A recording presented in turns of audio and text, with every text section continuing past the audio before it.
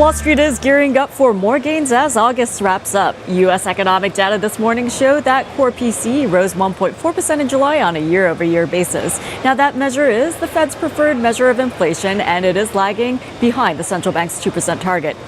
Weekly jobless claim met estimates rising slightly to 236,000. Now, in terms of politics, President Trump's speech in Missouri called for lower taxes on companies and workers in the U.S. There's renewed call for simplification of the U.S. tax code. Meanwhile, there is continued uncertainty over the impact of Hurricane Harvey. Recovery efforts continue in the Gulf Coast area. In the previous session, U.S. indices closed higher, lifted by shares in the semiconductor equipment, as well as pharma, biotech, and life sciences and retailing sectors. 68% of S&P 500 constituents traded higher yesterday.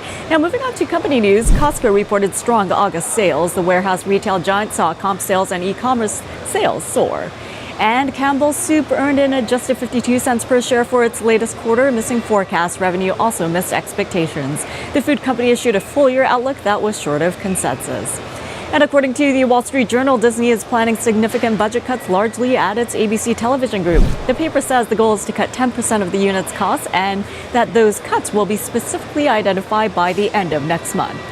Looking at overseas markets, the Nikkei gained 0.7%, the Hang Seng off 0.4%, and South Korea's Kospi also lower by 0.4%. European indices are trading higher today.